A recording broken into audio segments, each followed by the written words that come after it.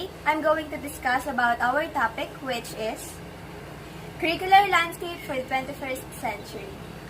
First, this is the curriculum blueprint for the 21st century. So this is talking about the learners, in which when, how, where, and what are they going to learn in the 21st century curriculum. And then, this is the description or the comparison between the 20th century classroom and also the 21st century classroom. This is comparing what is the difference between the past or the former curriculum and also the present curriculum. It is talking about the global classroom. The first difference is fragmented curriculum and integrated curriculum. Fragmented curriculum means that in each period, there are different types or topics that is being discussed to the learners. When in integrated curriculum, in the whole year, the topic that was discussed for the first quarter is also connected to the fourth quarter. It means that it is being combined with the past lessons. Next one, for the 20th century, time-based, and the 21st century, outcome-based. So for the time-based, this is focusing about the periodical periods, the time span of each lesson. While in outcome-based, it is focusing for the product or the lessons that the learners are already applying in the future, of course. And then the third, focus on memorization for the 20th century.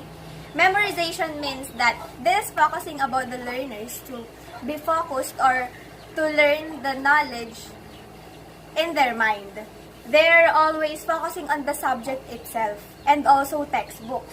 While in 21st century, it is focusing on what students know and also can do, and they're like after all the details and are forgotten. So this means that instead of memorization, they are understanding already the lesson. Next one, lessons focus on lower level of Bloom's taxonomy. As you can see, or as you can remember, the lowest section of Bloom's taxonomy is remembering. So, as I've said a while ago, it is about memorization, remembering. While in 21st century, lessons focus on upper level of Bloom's taxonomy. So, this means the students, instead of remembering, they are able to create something. They are able to produce something out of the lessons or out of the things that they have learned in the curriculum or from the curriculum.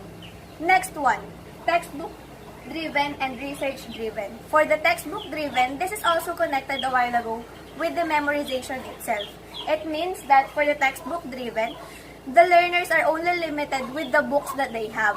While in research-driven, this is not only limiting the students in books, but also it is limiting the students, or it is giving the students the freedom to have more references and to have more problems to solve for another knowledge or for another thing to research about. For example, the term papers and the thesis papers. Alright, for the next one, passive learning and active learning. For the passive learning, it is only the teacher who is facilitating or who is leading the students in learning. While in active learning, it is the students themselves who are doing their actions or who are doing their jobs to master the subject that they are having. Next one, learners work in isolation classroom within four walls. So it means that they are limited only inside their classroom. While in the 21st century, learners work collaboratively with classmates and others. This means that they are already having participation and cooperation with the other classmates inside the classroom. It is not like the activities are for individuals only. Not like that. For this one, the learners are able to participate, to collaborate, and also to interact with their classmates and also their group mates. Next one, problem of discipline. Way back before, years ago, some teachers are being strict in a way that they are already hurting their students. And also, they are pinching their students or using some wooden sticks to pat their students' hands like that. While in 21st century, students and teachers mutually respect each other. There is already the relationship that is being created. And it is the thing that I can consider as the big difference from before's curriculum and today's curriculum.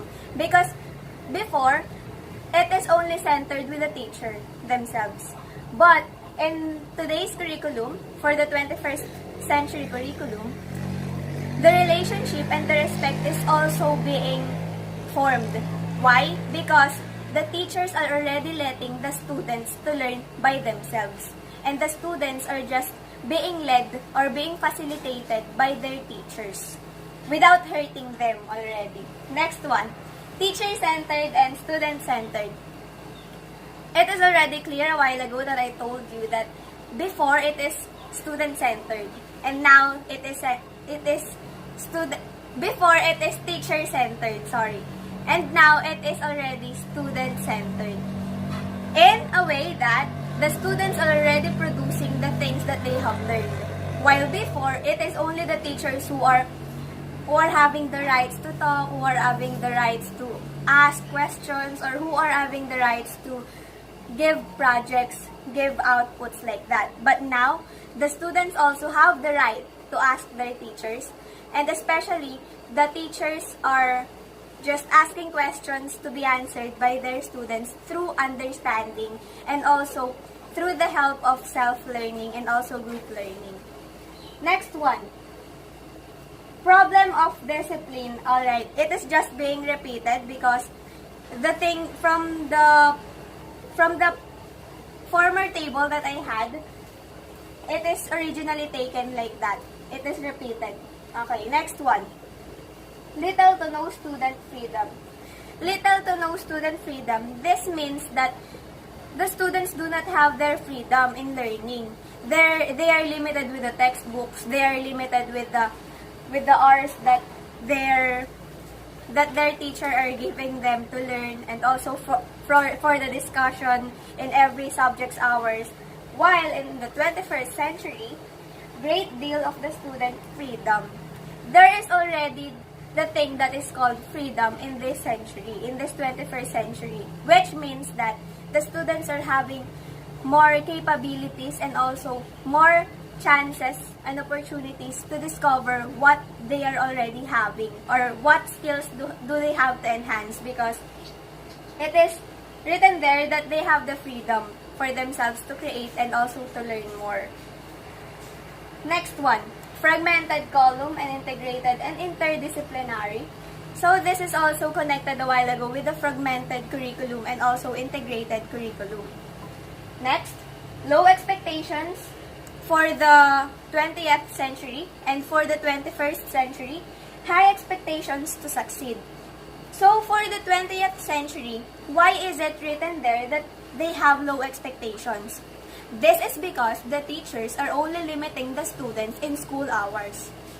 That's why the expectation of them to be successful is also little, is also low, because the hours of their learning is just short and it is lacking for more learnings to come.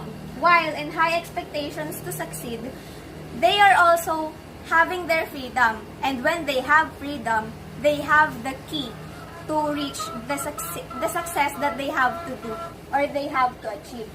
Next one, teacher is the sole judge. And then, for the 21st century, self, peer, and other assessment. From the 20th century, teacher is the sole judge because it is only the teacher who has the right to judge you, to criticize you, and also to tell you what is your development or what is your weaknesses.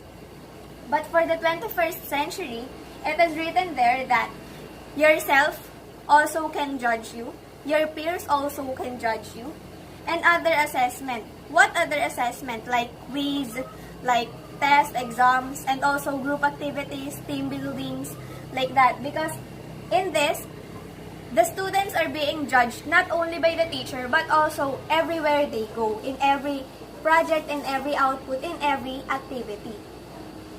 Alright, next one.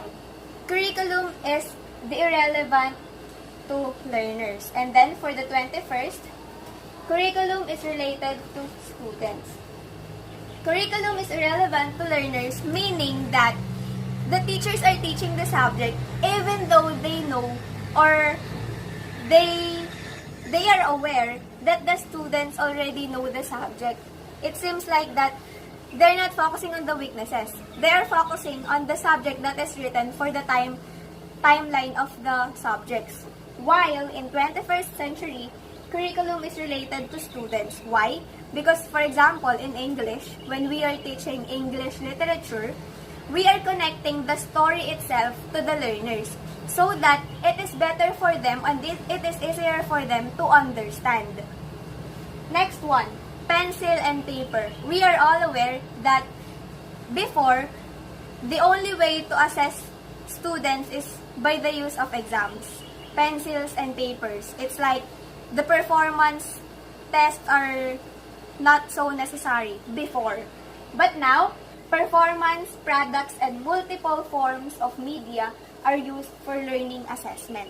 It means that it is not only the pens and papers are being used for you to have your grades, but also your performance itself. How do you apply the lessons?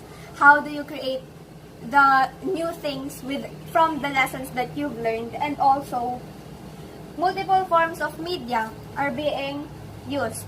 For example, computers, PowerPoints, like for example, teachers are going to assign the learners in discussing. They are going to have PowerPoints using the computers or laptops and projectors. Next one, last two for this category. Diversity of learners is ignored. And then for the 21st century, curriculum addresses learners' diversity. So for the 20th century, most of the time, often, the schools are not considering the differences of the students. It seems like, bahala kayo dyan, like that. But, in the 21st century, the curriculum addresses learners' diversity. In this way, if the students are aware with their diversity and differences, this is also the key for them to have unity and to have respect with each other. Knowing each other's differences is also forming the respect and unity between each other. Last one, literacy in 3 R's. What are the 3 R's? First, reading. Second, writing. And the third is arithmetic. While in 21st century, multiple literacies, which will be discussed later. Alright, let's proceed to the next one. The next category under 21st century curriculum is the 5 frames of thinking by Howard Gardner. First, the disciplined mind. Second, the synthesizing mind. Third, the creating mind. Fourth, the respectful mind. And lastly, the ethnical mind. Generally, these 5 frames of thinking talks about the discipline of the student on controlling himself. Second, the way of the student on understanding the subject matter. Third, the way that the student is already constructing or producing another or new information or new product or new thing under the lesson that he had learned. Fourth, the respectful mind. Of course, as a student and as a learner, you are learning respect by learning the good morals inside the school. Also outside the school, that must be applied. And the last one, the ethnical mind, which is you have to be professional in times, and also ethnical mind talks about good ethics. Next one. There are key characteristics of the 21st century curriculum and education. First one, integrated and interdisciplinary. Second, global classroom. Third, student-centered. Fourth, research-driven. Fifth, technologies and media. Sixth, 21st century skills. Seventh, relevant, rigorous, and real-world. And lastly, adapting to and creating constant personal and social change and lifelong learning. Generally, this is talking about the things that you have to apply and also you have to learn from the 21st century. Also, in these ones, you have the skills that could be considered for you to be able to go along with the flow of the curriculum itself. Next one. Skills for the 21st century learners and teachers. This is talking about the skills or the potentials that the teacher and also the learners must be capable of. There are 6. First, literacy. This talks about the knowledge. Second, numeracy. It is being related with mathematics. Third, information and communication technology competence. This is talking about ICT literacy. In this way, the students and the teachers are also must be knowledgeable with using technology and media. Why? For the teachers, there are some students who are visual learners, and of course, the more you catch the attention of the students, it is better for you to use technologies like laptop, projector, and also motivations like videos, film viewing, etc. For the learners, the teachers are also assigning modernized projects and outputs like filmmaking or also reporting by the use of PowerPoints and also broadcasting, etc. And with that, with the activities that the teachers must do and with the outputs that the learners must do, it is very important that they have to be knowledgeable in ICT. Fourth one, ethical behavior. In ethical behavior, it is being related with a good moral. You have to have the positive feedback and also the good attitude towards the others also. Fifth, personal and social competence. This is talking about the communication skills itself of the learners and also the teachers. Also, in this one, personal competence and social competence is talking about the progress of the teacher and the students also in communicating and connecting with others. Why? For the teachers to connect with their students and for the students to connect with their teachers and also with their co-students. And last one, intercultural understanding. For intercultural understanding, this is talking about the culture of the world and also the multicultural classroom. We are talking about that in one classroom, you will not see just one culture. There are a lot of cultures and traditions that is being seen and also being witnessed. And with that, you have to understand it. You have to be open with it. And this talks about the open-mindedness of the teacher and the students themselves. Next one, clusters that will address the different life skills. We have 8. First, media literacy. As I was saying a while ago, they should be knowledgeable with ICT. Second, financial literacy. Third, arts and creativity. Fourth, eco-literacy. Fifth, cyber literacy. Sixth, physical fitness and health literacies. Seventh, globalization and multicultural literacy. Eighth, social or emotional literacies. Technically, these are talking about the issues in the world. These are talking about economics, taxation, arts and creativity.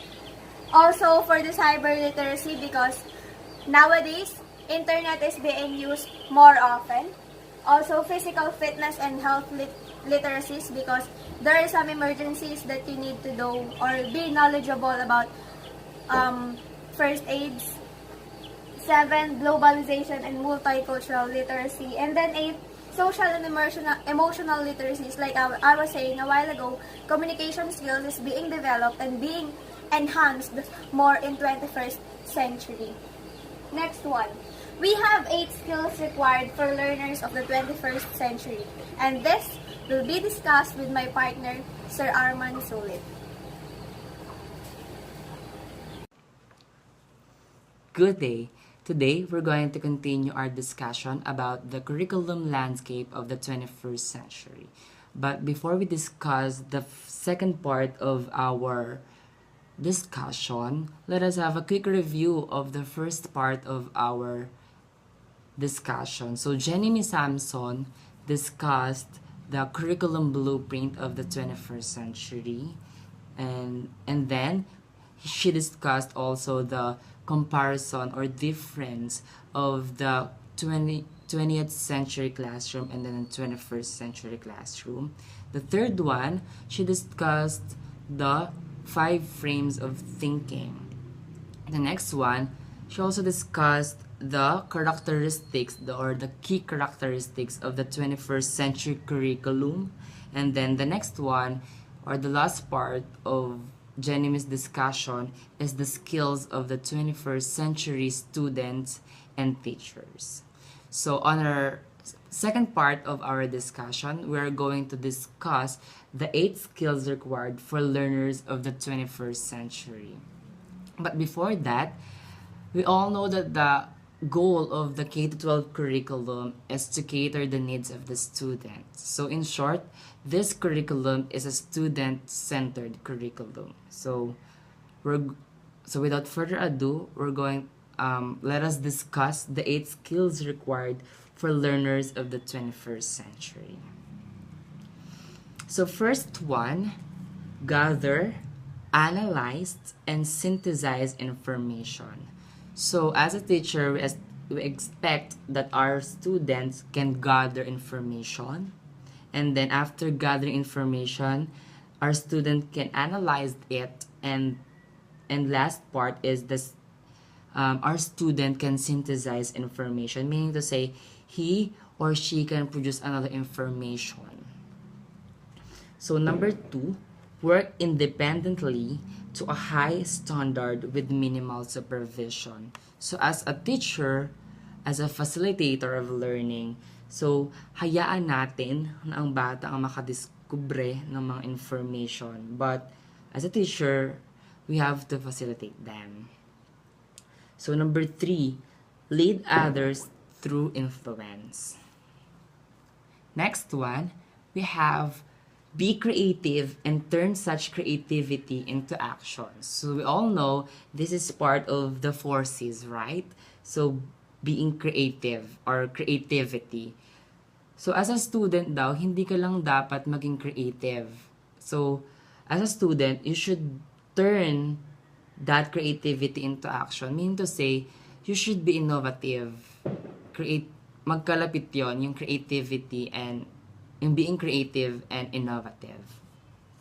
So number 5, we have think critically and ask right questions. So another 4C, so the critical thinking skills. So dapat makita daw natin as a teacher sa mga bata yung gantong skills na they're thinking out of the box. So and then there are syempre skills din naman ang pag-ask ng questions. Kailangan daw makita natin yon sa mga estudyante natin. So number 6, so understand others' perspective. So meaning to say, our students should be receptive. So being receptive, this is our student is open to other ideas or opinions of others. Kasi pag receptive ang isang bata or open siya sa ibang perspective ng ibang tao, he or she can be a better student, di ba? Number 7, communicate effectively using technology. So, 21st century, we all know that this is the age of computers. So, dapat computer literate na yung mga bata. Kailangan they can communicate effectively using technology. Kailangan sanay sila sa mga makabagong teknolohiya. Number 8, work ethically, firmly, based on the society and the planet as a whole. So, dapat, yung bata, paglabas niya sa eskwelahan o pag nagtrabaho na siya, dapat competent na siya as a worker. So, next one. So, After knowing the 8 skills required for the learners of the 21st century, let us discuss the cluster of skills for the 21st century. Ito, naka-cluster na, nakagrupo na yung mga skills ng mga bata. So number 1, we have the learning. As you can see, learning and innovation skills. So learning and innovation skills, dito pumapasok yung critical thinking skills and problem solving skills ng bata. Dito yun, sa cognitive, ito yung cognitive skills ng mga bata. Another one, dito rin nakita yung creativity and innovation. Yun, so being creative as a student. And then, isa pa sa learning and innovation skills ay ang oral and written communication. So, dapat yung bata can communicate orally and written. So, next one, we have, as you can see, the citizenship skills. So, citizenship skills, dito pumapasok yung valuing diversity. So, as a student, dapat vina-value nila yung pagkakaiba-iba nila despite of the race, yung culture, yung pagkakaiba-iba ng mga estudyante. So, another is global awareness. So, global awareness, dapat aware tayo as a student sa kung ano man nangyayari sa paligid natin, hindi lang sa country natin, hindi lang sa bansa natin, kundi worldwide, kundi sa buong mundo din. Dapat aware tayo sa mga nangyayari sa buong mundo. Next one, pumapasok din sa citizenship skills yung ecological and environmental awareness. And then also, in citizenship skills, we have values, ethics, and professionalism. So next one, we have on the third cluster, we have life skills. So sa life skills naman, we have 6. So dito pumapasok ang flexible and adaptability ng bata, yung initiative and self-direction, teamwork and collaboration. Yung napakahalaga ng teamwork and collaboration kasi doon mas marami tayong nalalaman pag grupo tayo, pag mas marami tayong nalalaman ng ideas, pag maraming pumapasok ng idea, mas better. So next one, we have social and cross-cultural skills. So parang yun din yun sa diversity, dapat alam natin yung kultura na pinanggagalingan ng iba't ibang tao. Next one, productivity and accountability. Kasama pa rin siya sa life skills. And then last one, leadership and responsibility. So next one, the last cluster of skills for the 21st century, we have knowledge, information, media and technology, literacy, skills. So dito pumapasok yung content mastery ng bata, yung information literacy, yung media literacy, and then the ICT literacy. So yun nga, pag sabi ko dun sa kanina sinabi ko na kailangan computer literate na yung mga bata kasi yung 21st century, it's more on technology na siya. More on computers na ang pinapagana. So next one, after we discussed the 7 survival skills of the 21st century, ito yung parang, this is the 21st century skill sets and key development areas for the students. So ito yung, dito nakalagay yung clusters of skills for the 21st century. So nandito yung learning and innovation skills, knowledge, information, media and technology literacy skills, life skills, and citizenship skills. Yeah. So our second to the last topic, we have to discuss, or we're going to discuss, the 7 surviving skills for the 21st century curriculum. So first one, we have critical thinking and problem solving. So yun nga,